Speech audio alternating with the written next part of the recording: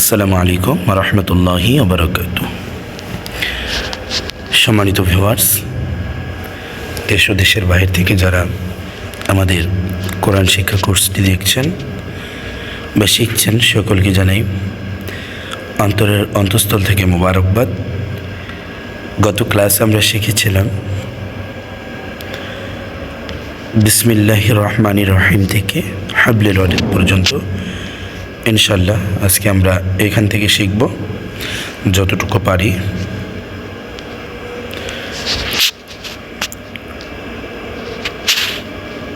দেখেন এখানে হলো, এটা হলো লাম জবর লা, কফ জবর ক, লাক, ওয়াও ইয়াজের উই, লাক উই, ইয়া দুই পেশ ইয়ন, লাক উই ইয়ন, আইন জবর আজ, হায়াজের জি, আজিজ, হা দুই পেশ ঝুন, আজিজুন। এখানে আয়াত থাকার কারণে হবে কি লাকউইয়ুন, আজিজ, আজিজ অক্ফ হবে। তারপর দেখেন হামজা জিম জবর আজ, আজ এটা কলকলার হরফ।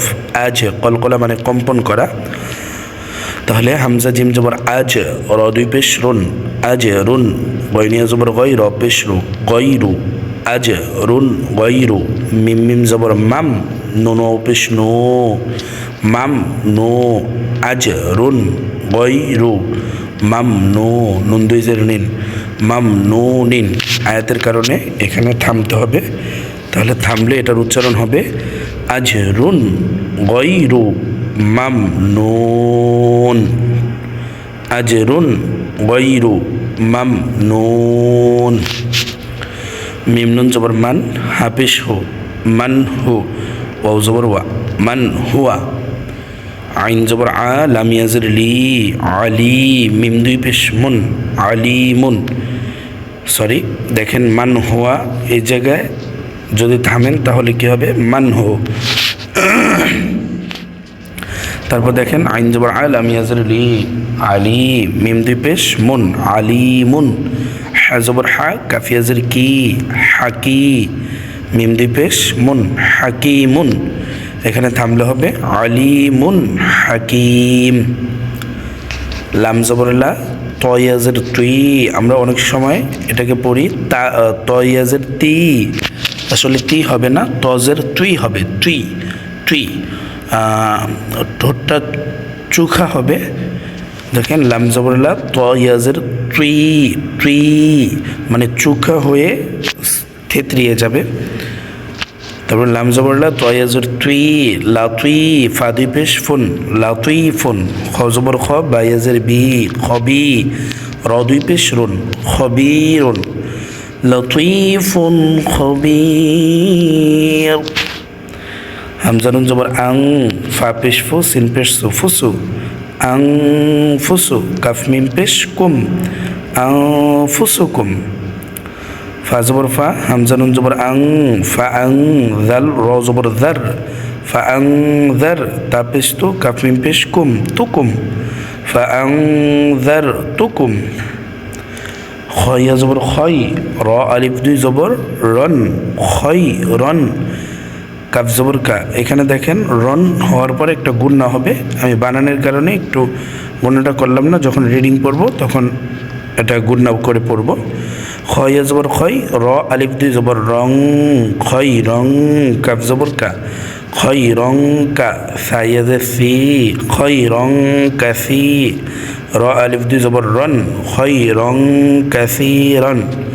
সবসময় মনে রাখবেন, যদি দুই জবরের পরে আলিফ থাকে, এরপরে আয়াত থাকে, তাহলে এটা এক জবর উচ্চারণ হবে, আরেক জবর উচ্চারণ হবে না। যদি রিডিং পড়ার সময় মানে যখন ওয়াকফ করবো আমরা, তখন এক জবর উচ্চারণ হবে, আরেক জবর উচ্চারণ হবে না, কিন্তু বানানোর সময় এটা উচ্চারিত হবেই। খয়রং কাসীর, খয়রং কাসীর।